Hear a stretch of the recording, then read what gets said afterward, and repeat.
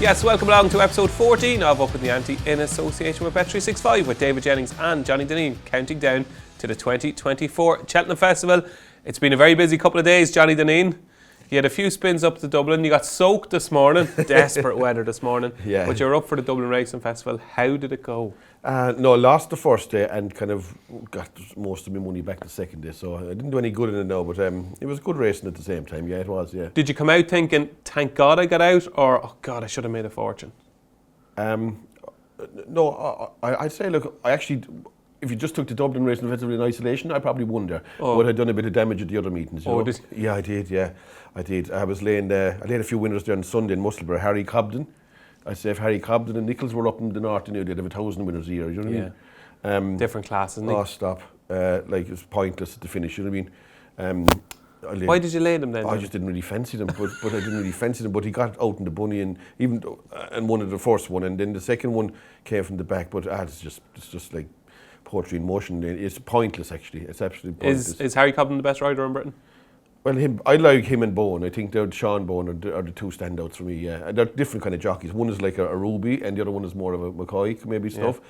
But they're like, you'd love to be back in either of them, in my opinion, anyway. Okay, your best result of the weekend was probably Ballyburn, yeah. Yeah, well, in fairness, you were banging that Ballyburn drum for quite a while. And you didn't really have any anxious moment at all. Not really, no, not really. No, I think if you were on him, you were always happy. You weren't behind the couch or behind your fingers? No, I watched it. Like, I'd be hoping he'd win, obviously, but... I think if you backed him, I think if you laid him anyway, you're always in trouble. And once you like, I mean, he got to run of the race too, didn't he? At the same time, he did. Like, I don't know how people think that you're going to leave him jump to second last, which was the last in front, and actually pass him. Yeah. And your worst result? Anything that stung? I suppose Hermie Allen falling and thing was a bad result for me, and I backed to the bad price too. I was raging at the back to the tall. You know what I mean? What price you back to? 4 to 6. I was sick over that now.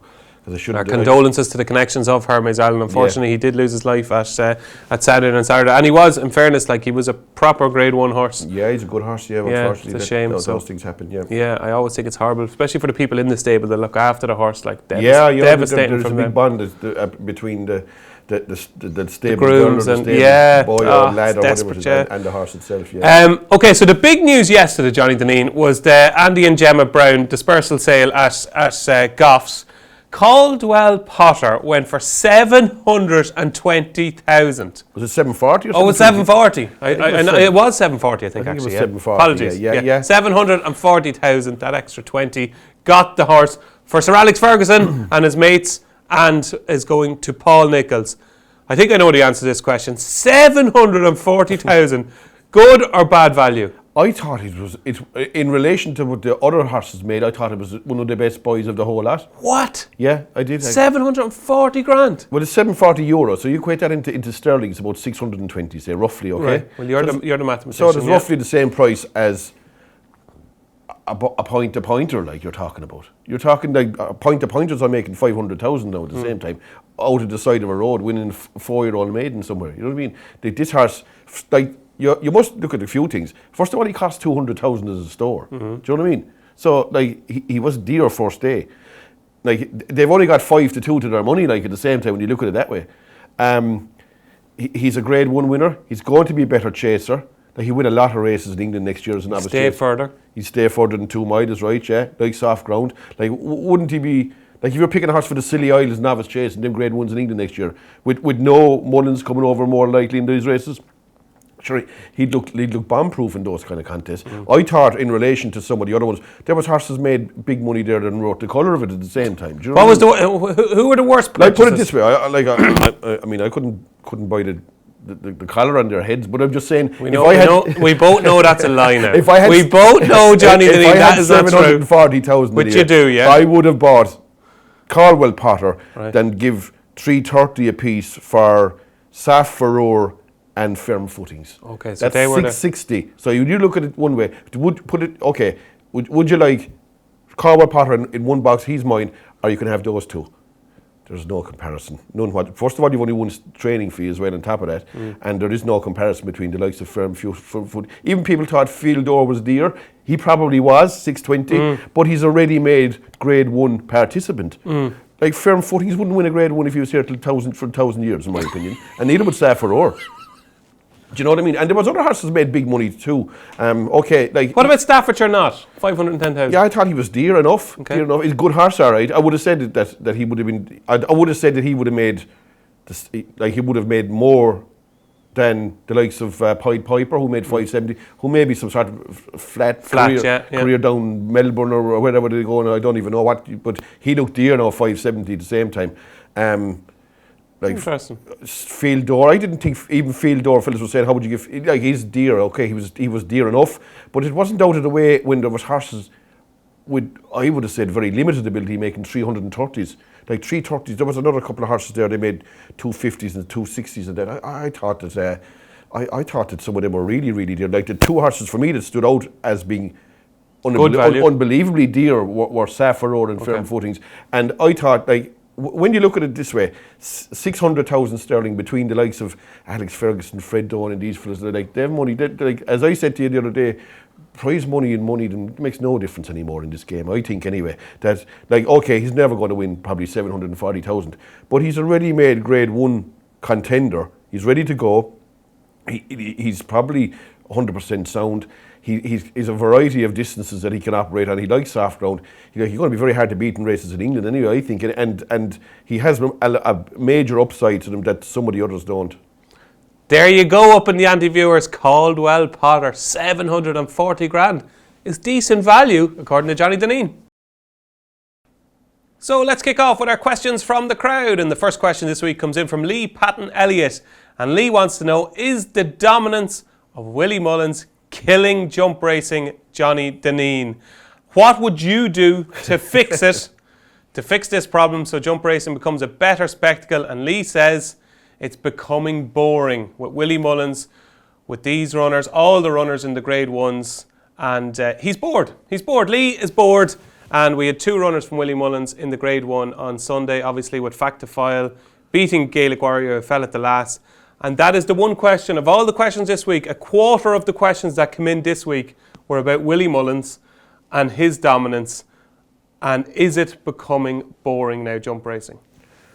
Look, I suppose there is a certain element to that too. It's hard enough to argue that against that fact at the same time. I mean, 8 Grade 1s won them all. And like you need competition in sport. In any sport, you need competition. I mean, like whatever the sport it is, if there's a lack of competition, there has to be a lack of interest, and there's a level of apathy. And punters are looking in and they're seeing he's 4 in a race with his only 6, and 6 runners. He's got 2 in a 2-horse race, and like what's the answer to it? It's not going to be easy it's not going to be easy to come up with an answer that's definitely going to suit people anyway. Do you know what I mean? And have you got any type of an answer for us here? I'd have a type of an answer, okay. but what I'm saying is that like I do think you need competition, and like I don't watch like motor racing, okay, but anytime I hear it's Max Verstappen winning, you know what I mean, and or whoever's there's 1 and 2, like there's only a couple in it to count, but in this sport at the minute, like there looks to be only 1. So did you think the Dublin Racing Festival was affected by the Mullins dominance, as in the atmosphere, the appeal from people to the Dublin Racing Festival? Did you think the fact that Willie was so dominant and there was so many short prices and there was such small fields in certain Grade 1s, did you think that did have a negative effect on the weekend? Look, I'd be slightly different to other people because I watch like the 3 or 4 meetings in a day, or 5 meetings a day, so I've plenty of races to watch in it. But I could see a person going up to Leopardstown of say on Sunday and looking and seeing, here's El Fabiola running at 2 to 5, and here's Stateman at 1 to 3, and you know, here's a 2-horse race. I could see how people wouldn't find that entertaining. You know what I mean? But there is other sides to it too. Look, I mean, it's up to other people to get to his level. Yes. But that doesn't look likely. Do you know what I'm saying? That does not look likely. In fact, if anything, the gap is widening. Okay. Right, okay? And there are trainers that can train horses and could take them on, but they're simply not getting the horses. But then there are others who have got the horses, let's be fair about it, and haven't delivered as well. There are people who have got plenty of patronage, in my eyes anyway, got plenty of 200 grand horses, and there's no sight or sound of them at these kind of meetings, you know what I mean? Look, another thing I would say about this subject is that, like, you have jockeys the likes of say Darragh O'Keefe, say, or John Gleeson, bumper jockey, right? Like, they're never getting the smell of like Darragh O'Keefe is depending on maybe Fluke in the yoke and Lord Erskine in a 40 to 1 chance.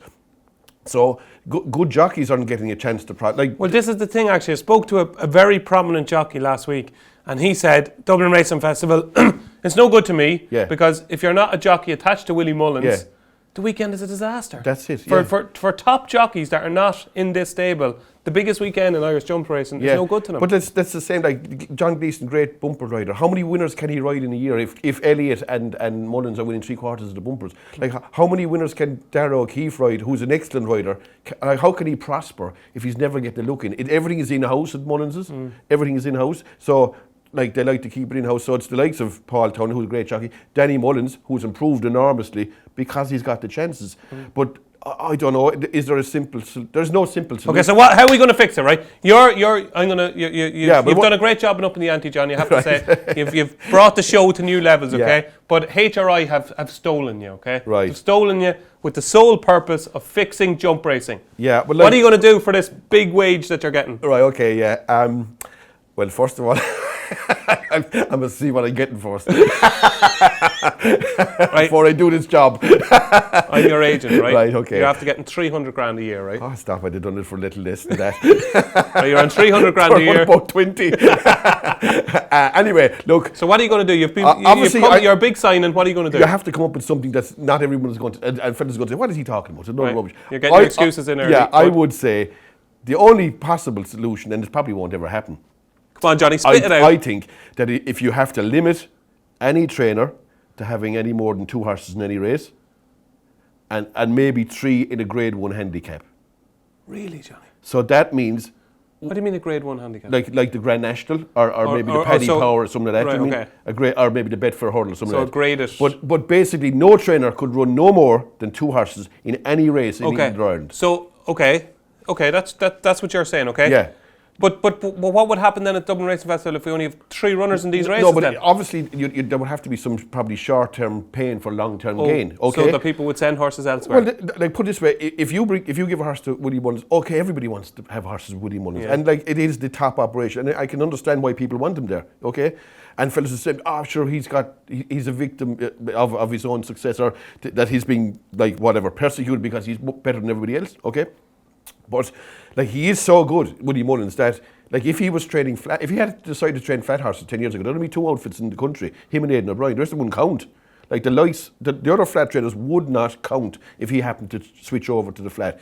But like, is it becoming boring? I think it probably has become a bit boring. And I think that if you can only run 2 horses in any individual race, like first of all, fellas would look and say like, okay, I'll get my horse into Willie Mullins, right? But saying that, I may not get a run in certain instances.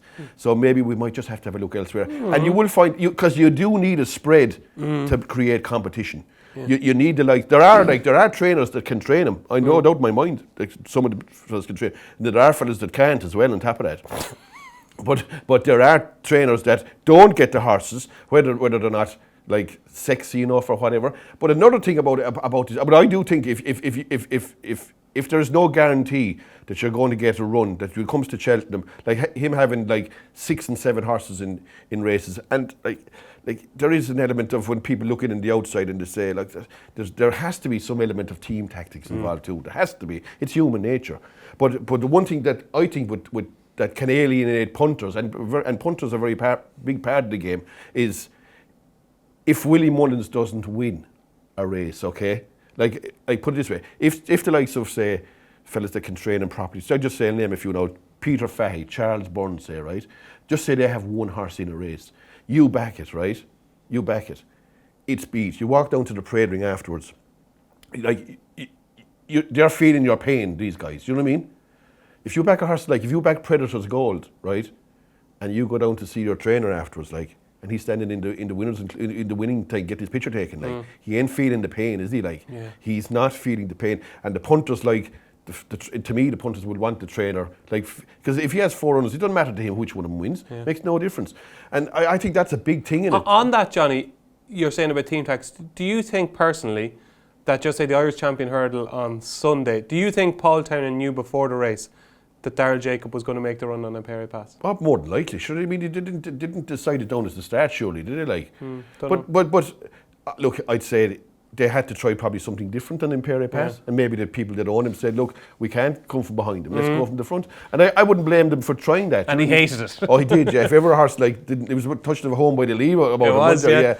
Like, but he was really recalcitrant in now front, wasn't he? we obviously have plenty to get through. We could do the whole show on this, okay? My final question on this is, okay, Willie Mullins is obviously the best trainer, jump trainer in Ireland, the most talented jump trainer, and he's getting the best out of his horse, okay? What you're saying there is restricting him to 2 runners in a race and maybe 3 in the big handicaps. Okay, is that not a bit like saying, okay, Manchester City are dominating the Premier League, okay? Yeah. And they've, similar to Willie Mullins, they've got the most money because of their ownership. Like Willie Mullins has a lot of money because of his owners are wealthy or whatever, okay? Is it a bit like Man City not saying, okay, every transfer window, Pep, you're only allowed to buy 1 player or 2 players. Anybody else can buy what they want, but you can buy. No, nobody else can have more than 2 either. Yeah, I know. Yeah, but I'm just saying it's gonna restrict. But do you think it would even up the Premier League if that happened? Like, it's a bit like in American football. Do you know when they do this draft? Yes. Or something like the team that wins it gets the lowest down the draft, don't they? Like, yeah. So like the team that needs the player gets the top player from the draft, don't they? Do you know what I'm saying? I think it helps even it up. They don't get the best young fellas coming on to strengthen their team. They're trying to bring the teams together. Yeah. I think you need competition in the thing, and I think the fact that you'll get a situation where a fella will like have, just say, Eel Atlantique, Reed and Tommy Wrong and Predators Gold are going for this Ballymore, say, right? And the next thing, hang on, we can only run 2. The guy left behind is going to have a little think and say, do you know what? Not so nice this, like, all of a sudden, you know what I mean?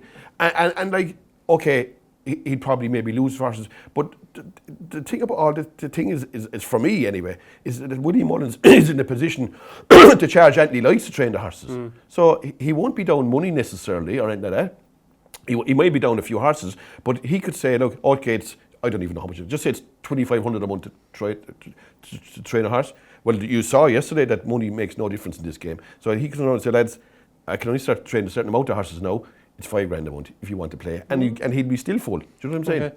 So in 5 years' time, we could have the problem sorted. Well, they won't be listening to me, will they? I don't think so. Not sure if it's quite worth 300 grand, but an interesting philosophy there from Johnny Dineen, who thinks we should be restricting trainers to 2 runners in a race and 3 in the big handicaps, and we have to suffer short-term pain for long-term gain. That is Johnny Dineen's answer to Willie Mullins dominating jumps racing.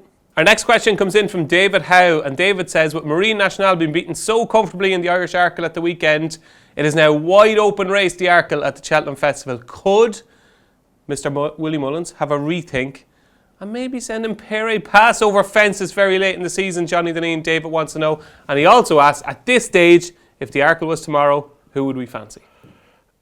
First of all, Marine National, I suppose, bitterly disappointing. You did call it. You were worried about that tongue strap. Yeah, look, the tongue strap, maybe that came against him. The ground was quite testing as well. Maybe not as testing in the chase course. Is he gone now? Is there any chance whatsoever, just say 7-2 on the day, that Johnny Dineen could back Marine National? No, there isn't. I'll not be backing him now. He could even be less than 7-2 at the same time. That's what I mean. I'd say there's a good chance that he'd be still favourite. But I'd imagine he could be he'd be 5-2, 3-1 at the same time. I mean, I never watched races live, and I watched that race live. And do you know when he poked his nose up the inside when they turned in? There was a huge roar. And like that, he was gone. Do you know what I mean? And I don't know, look, the horses in the race, they were like, okay, he let a Tom beat, found the 50. But there isn't much between a lot of these horses, is there? Like the likes of Facile Vega, found the 50, Elete Tom's. Is Gaelic Warrior gonzo now, as in from your thoughts? Like, I obviously tipped him last week thinking he was going to run in this race. He's gone as far as being a Cheltenham winner anyway, I think. Aside from the fact that he blew out completely, he does have a marked tendency to go right at the same time, and it was accentuated over fences, as Barry Geraghty had said actually on something that I was listening to. He said it would be worse over fences, and it was. And our rival show off the fence. Thanks, Johnny, and I shout out to them. But he did blow out completely though at the same time, Gaelic Warrior. Do you know what, one thing I was really interested in, and I just read little bits and pieces.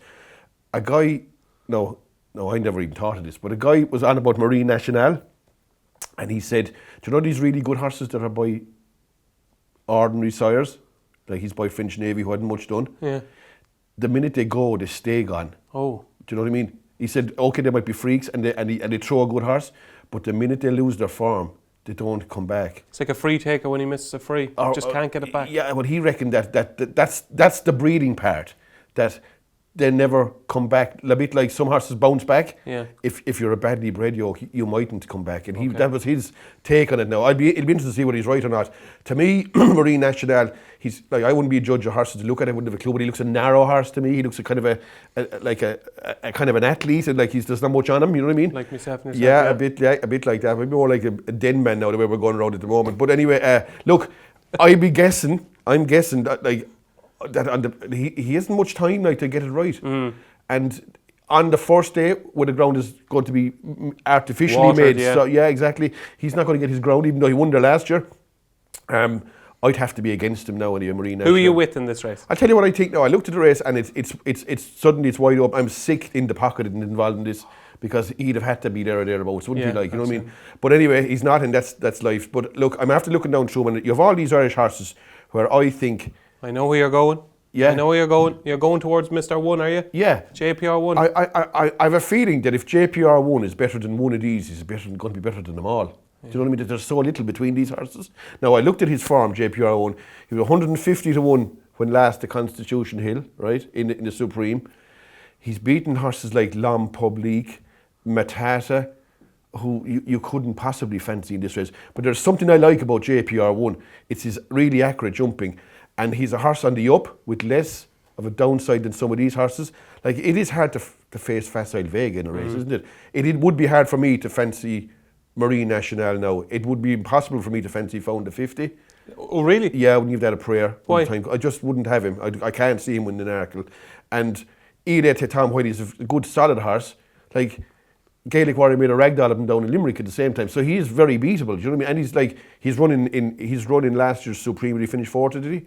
Fourth or fifth in last year's Supreme. Yeah. That's about as good as he is. And what about Eddie Howe's brother David's question? In Perry Pass, could he switch? Not at all, no chance. He won't. First of all, he won't go over fences, and secondly, it's too late to go over fences now. Anyway, he should have gone by now if he was going to go. And like, I'd say he'll probably go to the Stair Turtle or something, whatever chance he. I wouldn't fancy him in it. Like, he's a horse that seems to be on a downward spiral to me. Like, he ran really a funny race against State Man. Like, at no stage, if you backed him the other day, did you think he was going to win, in my opinion, anyway. No. And it's too late now to go chasing. I would have thought there's no chance of him going there.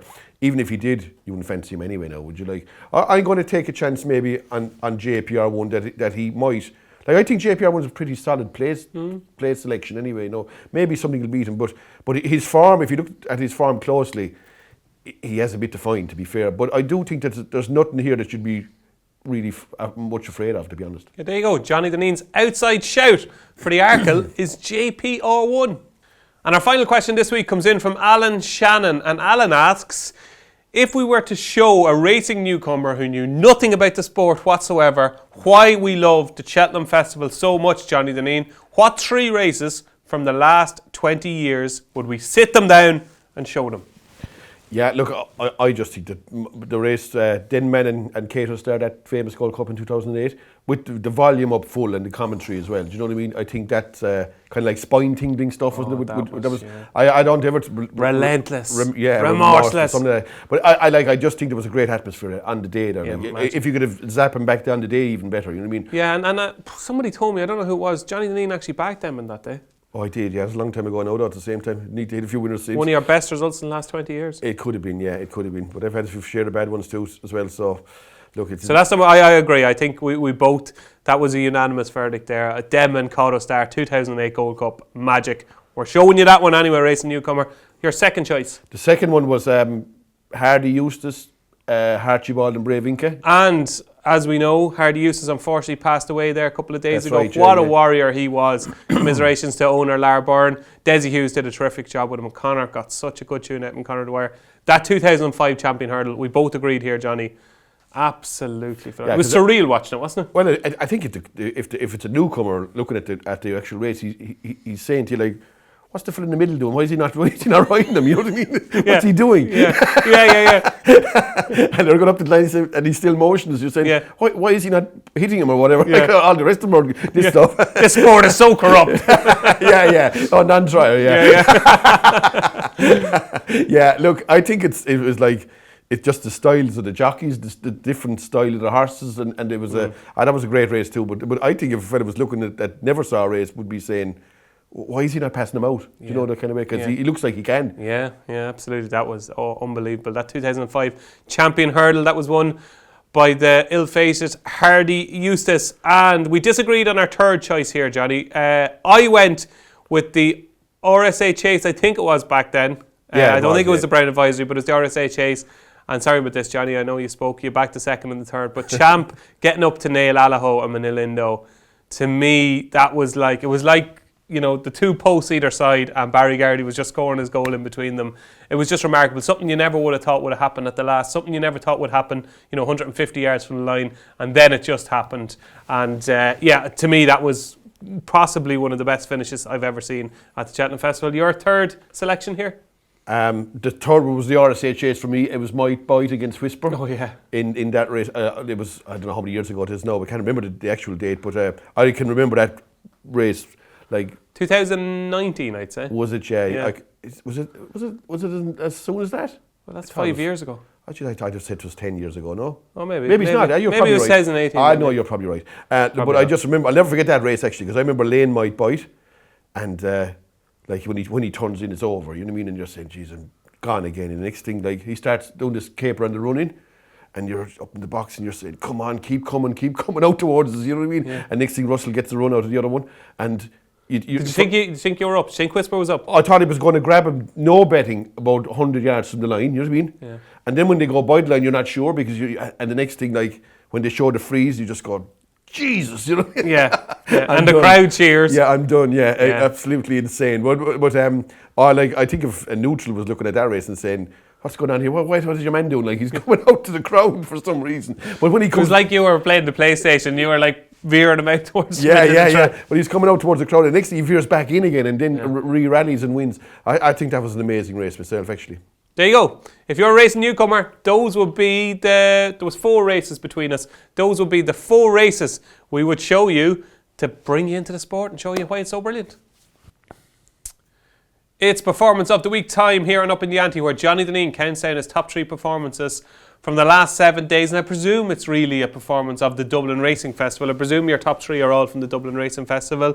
Plenty to choose from here, Johnny. Who's number 3? Yeah, they were. I went 3 El Fabiolo. It looked really, really professional in the 2 mile race. Like any thoughts that I had of John Bond beating him are gone completely now anyway. Because his jumping looks safer every time he goes out. He's inclined to run through a fence, but he's never looking like falling now, to be honest. Bulldozer, isn't he? He's a small bit of touch of that about him, and I like the way he was ridden. Didn't give your man too much rope. Like, as long as he doesn't give John Bond too much rope in Cheltenham, and he won't, I'd say, looking at the way he was ridden the other day, I think there's absolutely no betting now in the Champion Chase. Okay, Champion Chase is done and dusted. Number 2? Number 2 for me was Jeroboam Machin in the bumper. You really pronounced that one, Johnny. I think that's how how do you pronounce him? Jeroboam Machin, Machin, Machan, I think it is. Yeah, Machan, whatever. Machan, won the bumper in Leopardstown. Won the bumper on Saturday. I was very impressive. He put 4 1/4 lengths between himself and the rest of the field. Second horse ran well, you ought to know. Might want better ground. Like, if the ground happens to come up like it did at last year, or the year before, the last 2 bumpers, the year who won the last 2 bumpers? So last year was the Dream to Share, and the year before was the Swamp. Was Facile Vega. Yes, yeah. If he gets that kind of ground, there's no betting in the Championship. So the worse the ground, the better his chance. Well, his form is on soft ground. Yeah. Like, you'd have to say, looking at his point-to-point form, his 2 bumper runs, they're all with a good dig in the ground. So he's French with it. I think he's by Joshua Tree or something like that. He is, yeah. So like, the good ground is an unknown for him. Yeah. So, like, he's nowhere near as decent a bet on good ground. But if the ground come up slow or soft, like, I couldn't see a horse getting by him anyway, to be honest. Wow, there you go. Jeroboam Machan for Johnny Dineen is his number 2 performance of the week. And the best performance of the week, I think we all know what he's going to say, because he made Johnny Dineen's pockets very full. It is. I'll go with Ballyburn, because I think if you backed him, like, you never had a moment's worry, and he put a stamp on the novice division in my eyes. He laid down a marker as the horse to beat in the 2 mile or 2.5 mile, whatever race he goes. Where does he go, do you think? Look, any fella that's on him for the 2 mile wants him to go for the Supreme, and any fella that's on him for the 2.5 wants him to go with the other race. That's basically it. I always think the Supreme is a better race than the other one. But look, I have a little vested interest in the same. I want him to go for the Supreme because I have a few bob on him. I think he'd win either race, and I don't know which way he'll go. It's obviously not up to me or whatever. But I'd be hoping he goes 2 miles. But he's slightly. There's not much of him in the prices, irregardless. Well, tell me this: if you were having a big bet on him, would you feel more comfortable losing your money or parting with your money if he ran in the Supreme or the Bearing Bingham? I'd say he'll be no bigger than evens in either race. Yeah, I think so too. Possibly odds on in both. Yeah. I'd say he has got a mark of 153, which means he would go into the Supreme as the highest rated horse since Altior. Okay. Right. So that's 153. I think Timeform gave him 153. Altior was 155, okay? Yeah. So, and in the Bearing Bingham, the last horse with a bigger rating than that was NYLN, who had 154P going into the Bearing Bingham. He's 153. So he's already at a monstrous level with regard to the rest of the novices. Yeah. So you just have to try and say to yourself, is it a kind of a freak of a year where we have loads of talented novices, or is he just a standout? I think he's a standout, to be honest. Okay. Now, I think, and every time he runs, he looks even more of a standout. So, like, if you force me to pick, I think I'd go with the Supreme. I think it's a more prestigious race. I bet but you as would. I said, I bet you would. I have a vested interest, so I would like him to go because I won't have to back him in the Ballymore. I'm on him for the Supreme, so I won't have to back him. And then I will have to back him for the Ballymore. And he will be short in both races too. Do you know what I mean? So, but you want to be on him wherever he turns up. I think so. Yeah, I think so. There you go. So. Ballyburn, unsurprisingly, is Johnny Dineen's performance of the week. Oh, and on top of that, I'm on Gidley Park as well for the Ballymore. So that's a double whammy. Yeah. Do you know what I mean? So, there you go. Ballyburn, it's performance of the week. Now for his Eyecatcher of the Dublin Racing Festival. Loads to choose from here. Plenty of kind of unlucky and running losers here, Johnny. Plenty of horses who caught the eye with handicaps in mind. Is there one horse that caught your eye over the 2 days? Yeah, one horse clear pick standout for me was Ethical Diamond on Saturday in that 4-year-old race. Spring Juvenile Hurdle, yeah. Is it Spring Juvenile Hurdle? Ethical Diamond. Ethical Diamond, yeah. They got it off a fella, was it Michael O'Mara or something? It was a flat horse anyway. Yeah. He won a 1.5 mile maiden in Limerick. I think they gave a lot of money for him too, didn't they? They did. 300 and something thousand, I'm sure. And they think the world of him as well. Yeah, look, I thought he ran really, really well in that race. He was well fancied at Christmas, blew out, said the ground was very poor that day. Definitely the ground was against him as well the other day, too soft for him. If he got better ground, maybe they could go a few routes with him. They could go win an ordinary race now and go for the Boodles. He'd be handicapped after, I think 3 runs, isn't that right? Yeah. They could run him in the Triumph Hurdle on his 3rd run, and he might pick up place money. They could still be a novice, yeah. They could keep him and run him in Punchestown and maybe win, or maybe they keep him a novice for the following season. Yeah, I don't know. I've no idea what they'll do with him. His jumping isn't really there just yet. I wonder about the Boodles for him. You know what I mean? Yeah, old course as well. Yeah. Even being well handicapped or whatever. Like one mistake and you're in trouble there, and his jumping is just not there yet. I don't think he was ridden to finish the other day. He finished 6th. He finished in your man's hands, I think, and you had Michael Sullivan. And if you gave me a choice of the first 6 home, I'd have picked him anyway. Gone away. Of them all. Of them all. Like, do you know the way fellas go for these long-term wangaroo bets? Wangaroo. Yeah. Go for it. What's he going to win? I wouldn't mind having. Assuming the price is monstrous, of course. I could do worse than have fellas have maybe a 5 on them for next year's Supreme Novices, maybe, you know. Okay, interesting. Yeah. See what you did there. But you'd want to be getting 100 to 1 at the same time. Do you know what I mean? Well, you would. You belong to 8. Yeah, well, absolutely. Yeah, exactly. Yeah. Ethical Diamond, and I thought it was interesting. Ruby Walsh is on the record as saying, out of all the juveniles, he's almost the one that works the best. Yeah. So it's interesting to see an improved performance I'd from say he'll Ethical run the Diamond. best too when the time comes now myself, you know. Okay, there you go. Ethical Diamond of the first 6 home in the Spring Juvenile Hurdle. That's the one Johnny Dineen would take home with him. He's his Eyecatcher of the week. It's Ethical Diamond. What's happening this week? Time where we're going to preview 5 races this Saturday in Britain. Big week, big day in Newbury on Saturday. Johnny, your favourite course, of course. We're going to kick off With the Denman chase, it is Shishkin against Protectorate. Who wins and why? Shishkin should win that. I thought he was in bad odds of 2s on, to be honest. Can you trust Shishkin? Can you trust? You could, I'd say. Well, I suppose if you were going to say something there, and then you go, "Oh no, he actually forgot to race there one day." No, yeah, that's it. Yeah, I actually didn't think that. Forget that. There's a lot of rubbish, right? You couldn't. I wouldn't back him at 2-1. Never mind 1-2. No, I'd back him, but I'd rather back him at 3-1 if he started at the same time. 3-1 on, I should say. Look, if he consents to run, he'll win. He'll win. Okay. Yeah. I think so too. Yeah. No, I still think he would have won the King George and won it reasonably convincingly. Of course he would, yeah. Moving on to the Game Spirit Chase. And my old pal Edward Stone runs here. It's going to be an interesting race. Runs against Booth Hill and Fun and Bull Savola and a few others. Yeah. I said to you already, Edward Stone, the way he ran the last day, or certainly his finishing effort, he wouldn't have beaten Edward Scissorhands. What do you make of Edward? I fancy him in this, though. Do you? I do. I think I listened to the jockey afterwards. He was interviewed, and he's patently said that the 2.5 mile did not suit him. He didn't get the trip, and it was worth a try, and to go back to 2 miles. Look, Edward Stone is a solid horse in these races, and has more Grade 1 form than any of these, I think. You know, and he has 2 good runs. Well, one okay run and one good run in Tingley against John Bond. I think if you reproduce, I don't ignore his last run over 2.5 miles where he was a bit gassy and all that. Boot Hill to me is a very good handicapper, but will be found out every time he runs against the likes of John Bond. Of course he will. Now maybe he'll have the ability to take care of Edward Stone.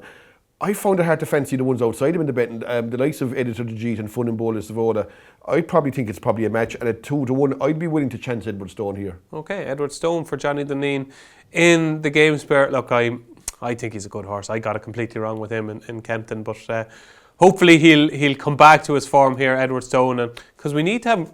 It looks like the Champion Hurdle is going to be an incredibly small field, and the Champion Chase could be an incredibly small field as well. So we kind of need Edward Stone to run it even for place terms. Yeah. So that is the Game Spirit. Moving on to the big race on Saturday, it is of course the Betfair Hurdle, one of the biggest handicaps of the whole season, Johnny Dineen. And I'm going to be giving Iberico Lord another chance here. I still think he's well handicapped on that run from Cheltenham's November meeting. To me, it just didn't happen for him at Ascot. I wonder, has this been the plan since November? He's a good horse that's well handicapped. I liked what he did from the last of the line at Cheltenham. And if it is given all this rain this week, he'll have no problem coping with soft or really hard work. So Iberico Lord would be for me here. What do you like? I thought it was a hard race. I was looking at her Ante Altibelli, and if you force me, I'd go Dante. I think £4 he got for winning at Cheltenham wouldn't too punitive. He won nicely, I just chance him, but it's a very open race, is right. Go Dante, a tentative choice for Johnny Dineen. And 2 at Warwick, the Kingmaker Matata against Arclight, who's turned inside out over fences, and Pembroke. What do you like here? Look, Matata looks a winner. To me, it's not a 2s on proposition. Matata, it's half a head case, isn't it? You know what I mean? It runs 100 mile an hour, doesn't it? Matata goes off in front. There's not much margin for error with it, Matata, and it could run itself into the ground. If you're on about giving JPR1 a chance in the Arkle, you kind of have to fancy Matata here, but it's just a horse I'd never bet 2 on it now. You know what I mean? Arclight has turned inside out since she went over fences. She's been a revelation over fences, but brilliant jumper. Yeah, very clean jumper. Yeah, so is Matata at the same time. When he gets it right, he's really good. He ran a very strange race in Lingfield because up at the top of the hill, usually when Matata gets collared, he's gone, but he stayed at it at the same time. Maybe he's turned a new leaf, but look, I think he'll win, but I couldn't back him at them kind of prices at the same time. And the final race we're going to have a look at is that list at Mayor's Hurdle at Warwick. Anything you like here? Well, You Wear It Well is clear form choice. Doesn't have a lot to beat. I mean, she's the second favourite is the one of Henderson's there, Theatre Girl. That ran bad in Theatre Glory, Glory, whatever she's called, 8 to 11 looks a winner. But it's running quick enough, 13 days, and it's a mare as well. And I do think she'll win, but again, I'm not going to be parting with my money at the same time. They look like 2 favourites at Warwick. They look winners, but I wouldn't be backing either of them, to be honest. Okay, there you go. That's what's happening this week. It's a big day at Newbury on Saturday.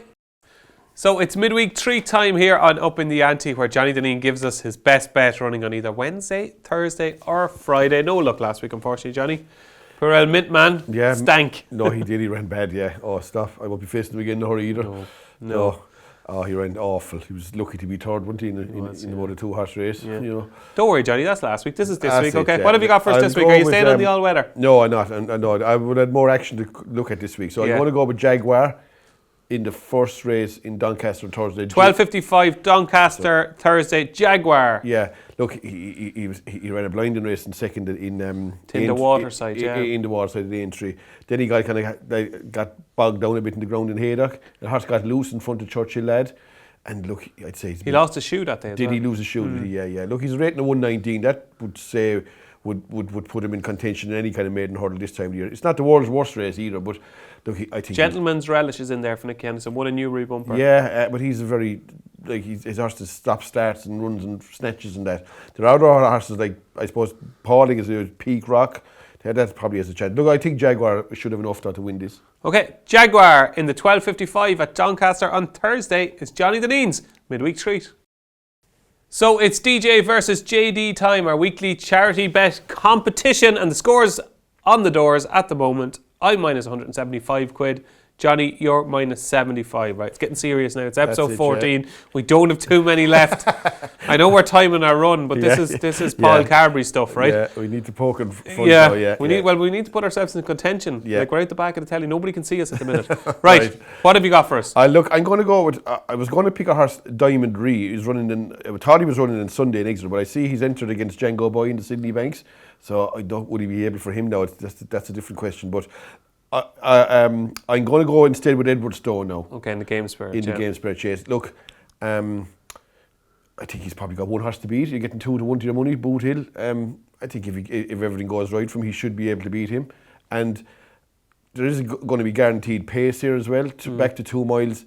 And I don't think they should be too worried about letting him go. If letting him stride on and not trying to hang on to him all day long. And like if he has the horse. Let him head for home third last. Would be nothing wrong with that. I thought he'd win actually, Edward Stone. I'd favour him over Boot Hill. I think it's a good price of 2 to 1. Yeah, obviously rated higher than Boot Hill as well. So Edward Stone at 2 to 1 with Bet365 is Johnny Dineen's charity bet this week. 2:40 at Newbury on Saturday. I'm waiting 35 minutes later for the 3:15, and I'm going with a Berico Lord. I think 7 to 1 with Bet365 is a decent price in the Betfair hurdle. He's £8 higher than when he won the Great Wood at the November meeting, and I think a lot went wrong at Ascot, and it was coming sharp enough, I suppose, on the back of that run in the Great Wood. And the way he ran in the Great Wood suggests to me that Newbury will really suit him. A bit of soft ground at Newbury, long home straight. I think he's a horse that will continue to improve this season, and I think he's still well handicapped off mark of 134. That soft ground form puts him in the mix if they do get all this rain that's forecast, and hopefully he will be the chosen one from the Henderson stable for the Betfair hurdle. I know Under Control is in there as well and a few others, but I like Iberico Lord. I think he's a good horse, and I think his mark underestimates him, so I'll have 50 quid on Iberico Lord in the 3:15 at Newbury on Saturday at 7 to 1 Bet365. Hopefully we can get those charity bets back into positive figures. That's this week's charity bet competition. It is festival themes time here on Upping The Ante, where myself and Johnny Dineen decide whether to add to our team lists for the 2024 festival. And you did promise this one, Johnny. There's a whopper coming this week. There's not no tips from Johnny Dineen. There's not 1 tip from Johnny Dineen. There's not 2 tips from Johnny Dineen. I'm only joking, there is 2 tips. There's 2 tips from Johnny Dineen. He is adding 2 players to his team this week, so stay tuned for that. But before we get to the all-important tips, Johnny Dineen, we're going to have a quick look at our list so far, and mine are scrolling down on the screen behind us there. And I suppose my 2 main ones are Dysart Enos and Astro Diamond. My 2 mares holding my team together at the moment. Dysart Enos now 7 to 2, having been tipped up at 8 to 1.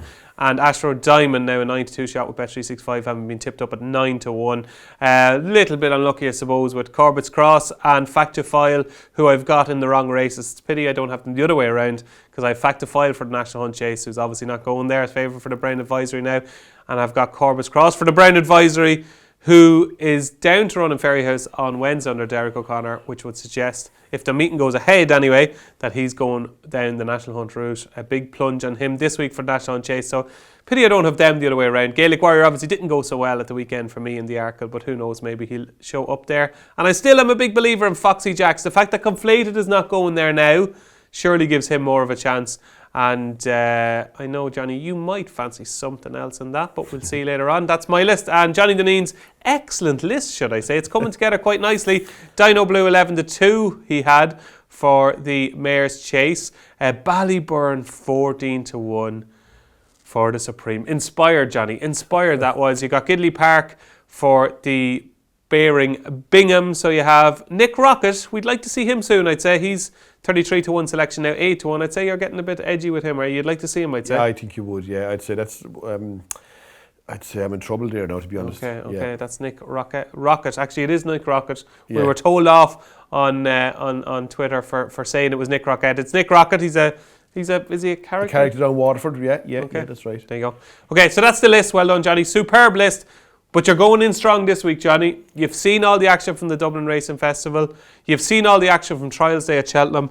And you're going big here before you go home. Yeah, look, I mean... What is your first selection? My list is it depends on where races go to. I might have nothing to standard by the time. Like if Ballyburn goes to 2.5 mile and he'll knock out Gidley Park in one go. Do you know what I mean? So I might have, my list looks okay, but that could change too. Look, I added 2 this week. The first one is in the Gold Cup. Yeah, I'm going to chance fast or slow in the Gold Cup. 13-2 at Bet365. Yeah. Fast or slow? Why? I just think that I was looking for something to beat the favourite. Okay. Why? Look, I just think that Gold Cup, skinny price, it's always something can go wrong in the Gold Cup at the same time. Like fellas are saying to me, that's all over. It's like the Gold Cup's never over. Do you know what I mean? Like, but it's all over, Johnny. It isn't all over. I mean, you've seen skinny ones get beat in the Gold Cup before. I'd say there's been more skinny ones beat than actually have won the Gold Cup. Like, I can definitely remember a few that, like, Forgive and Forget was beat. Caudo Star. Was he beat at a sharp price? Well, when Devon beat him, yeah. He was like, but he wasn't like, he was like odds again. Would he fight a 4-11-8 maybe? No, he wasn't. He was odds on. I don't think he was. He was odds on. Are you sure? I'll have a coffee with you that he was odds on that day. Yeah, I'll bet you that. I don't think he was odds on. Yeah. He might have been evens, but I don't think he was odds on. Okay. I think he was. But there was other ones like Carvel's Hill was beat. Like Best Mate has won it. Has won it odds. I think Best Mate's the last odds on chance to win the Gold Cup. Okay. I think so anyway. Okay. I think he was 8-11 one year. The middle year, I'm sure. Look, the way I look at it anyway, the way I look at gambling and you're betting, if you said to me at the start of each year, could you name one race where you wouldn't back an even money chance? And I'd be saying, if you name 5 races, say, well, the Gold Cup would be up there with them anyway. The Nun Top and the King's Stand Stake, them kind of races. No matter what kind of a profile a horse would have, I couldn't dream of backing an even money shot in a race like that. You know, I just think that a 3.25 mile race, a lot has to go right. Yeah. And at even money, with everything doing its best and hopping off you all the way around, I do think there is, like, he's only won 4.5 lengths the last year. Your man has beat him twice. Like, it isn't an insurmountable advantage. Like, I was giving Jerry Kilometre, but when you think about it like rationally, he's 23 lengths to find. You know what I'm saying? And when you look at his form, tied in with the Real Whacker, and even at Aintree, like, there's Braun and them kind of horses. Yeah, do you know what I mean? There is a bit to be left to be desired in his overall form. I do think he might run better than he did at Christmas, but fast or slow to me hasn't a lot to find, and I've a feeling, now I might be reading it all wrong, I've a feeling that you'll see a different fast or slow, a better fast or slow in Cheltenham, and he'll have a better, he definitely, I'd say, they're running in the Irish Gold Cup just to make up the numbers kind of a thing. He was doing his best, obviously, but I'd say it'll be really, really tweaked on Gold Cup day, because I'd say Mull Ryan wants to win the Gold Cup a lot more than he wanted to win the Irish Gold Cup, to be honest. And I just think there is a chance, and to be honest, look, put it this way, I think if the favourite runs like last year, jumping alongside Brave Men's Game at the last, that won't be good enough. Hold on a second. And Mark and Racing Post rating of 184, one of the greatest Gold Cup winners of the modern era, won't be good enough if he reproduces that. I don't agree with them kind of ratings at all. Like, I've listened to stuff there over the weekend, pure pony, about that Ballyburn did faster time than Stateman. Do you think Ballyburn would beat Stateman over 2 miles? No. Yeah, I don't either. I was reading where Fact to File did a faster time than something. He went around in the school is what he had.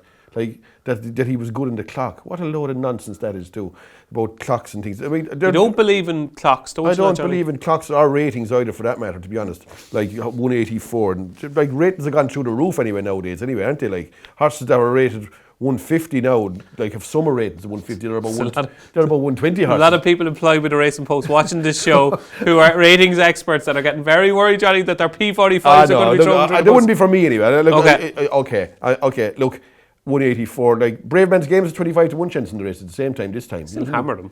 He did. He beat him well, and he stays well, and he did well to win last year. But like, he's got the run of the race, the last 2 runs. Yeah. In a Gold Cup, there's going to be horses around him, messing him around, like the likes of Real Whacker, the likes of High Senior, that won't give him the soft lead that he got. Like the race was over the last day after the fence. We were over going to the first. 4 lengths in front of the race is over, wasn't it? I thought it was anyway. I just think he went as a sporting chance of beating him. Yeah, I do. Excellent. 13-2. Fast or slow for the Gold Cup is Johnny Dineen's latest addition to his festival team. And you have one more. A double whammy. What have you got? I went the second one, and I do fancy this. Starting to fancy real strong. I fancy Manila Indo for the cross country. You do? I do. Yeah. 9-2 at Bet365 Manila Indo. You're taking on my Foxy Jacks. I wasn't going to put him up until I had a look. I said I better look at the first race yesterday with Cocoa Beach and Statler, because Statler had good form. But he showed no aptitude whatsoever for the banks anyway. And I see there's money for Cocoa Beach. To me, Cocoa Beach was adequate, if anything. That's all he was like. I wouldn't like Cocoa Beach is a good handicap on horse. He wouldn't hold Manila Indo's coat, in my opinion. Anyway, like I just think that when these races, the quality horses off a level weights will come to the fore. A bit like Delta Work, Galvin, and Manila Indo. And I think Manila Indo is possibly he's a Gold Cup winner in a race like this. Is he even nearly as good as he was? He doesn't have to be though. Do you know what I mean? But his run in the handicap there showed that he's not far off it. Well, not saying he's not far off that level, but he still has a big share of ability. Like I just think that when they come to level weights, the ones like the Late Night Passes and the Foxy Jack, I think they won't be cited in a race like this myself. I might be wrong. And I do think that the horses off level weights will come to the fore, the classier ones. So he's 9-2 Bet365. What price do you think Manila will go off in the day? So Conflated is gone now. Yeah. Conflated, it looks like he's going to run in the Ryanair Chase. So when you get Conflated out, yeah, it becomes less. Well, I think if you take Conflated out, which looks likely, right? Yeah. I'd give that 0 Cocoa Beach. Wouldn't fancy that at all anyway. Delta Work's obviously a danger. Yeah, and the big, Galvin. Not so much. No, me neither. Not so much. So Foxy Jacks, no. I wouldn't think so. Look, I could see Manila Indo being about a 5-2, 9-4 shot. Okay. I think he's a good price now anyway, to be honest. Okay, there you go. 9-2 Manila Indo is Johnny Dineen's second selection today for the 2024 Cheltenham Festival. There you go, a treat this week. 2 tips for Cheltenham from Johnny Dineen. So that is it. That is week 14 of Upping The Ante done and dusted. Johnny Dineen, we're over the second last. Where we have 100 yards to go to the final fence. We're nearly at the finishing line. Only a couple of more weeks to go. So stay tuned every Tuesday at 6 o'clock from now until the Cheltenham Festival. The week ahead, Johnny Dineen. Well, actually, it was a big sporting weekend as well. Obviously, Liverpool fans like myself will be absolutely devastated that the title race is now a 3-horse race. Over celebration from Arsenal, according to Jamie Carragher. Did they over celebrate? Look, I tell you, I wasn't really watching it, but I did read about it afterwards. I don't know what he's on about. They're over celebrating. Sure, like they don't mind when your man Klopp is going down giving it this crack, does he? Like, you know what I mean? Down at the bait in his chest, down at the other end of the to the crowd. So I don't. This young fella picked up a camera or something like that and took a picture. Is it? I didn't really read it now, but it wasn't much as far as like I don't know. Do you like Carragher and Neville? Carragher. Couldn't abide him, no, I wouldn't be a fan of that fella at all. I just don't know. He's a real. They're like them guys. They probably know what they're talking about, like, but they must be biased at the same time, mustn't they? Yeah.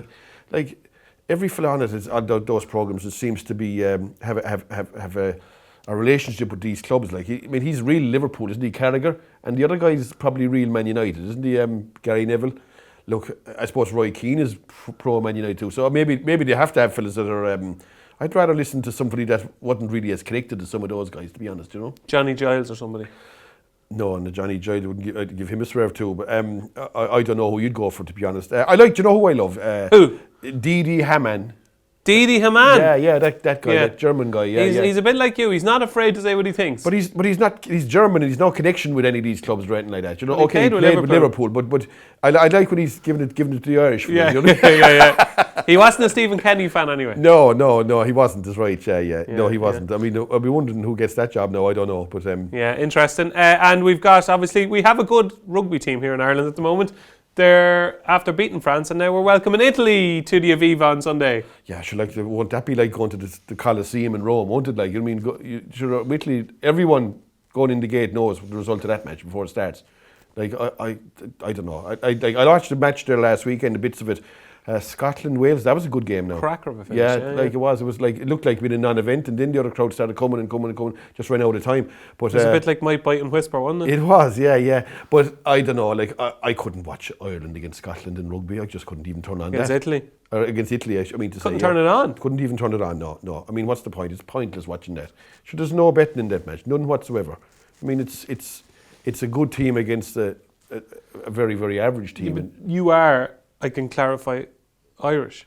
Oh, I know, but like, it's not even. Doesn't it's like the horses, I suppose. The William Honesty. There's no competition in that match anyway. There is no. What's the handicap in that? It could be 40 points. Is it 30, 40 points? I don't even know. But like when the handicap is 30 points, the Super Bowl is on actually the weekend. Is it? Do you like that? No, I don't. But it's on, and it's a close betting match. I know that much. Who's in it? With San Francisco 49ers and the team Mahomes plays with anyway, whoever he plays with. I know he's involved in it, Mahomes. Right. He's one of the bigger... But you don't know who he plays with? And neither do I. Who does Mahomes play with? You know? I'm no. Chiefs. Chiefs, yeah, the Chiefs. Where are the Chiefs from? Don't know. You'll have to be more Kansas City Kansas Chiefs, City, the horse collar. Yeah, exactly. Yeah. Look, it's looking at the betting. It's more or less a coin flip, so that'll probably be close. Will you stay up to watch that now?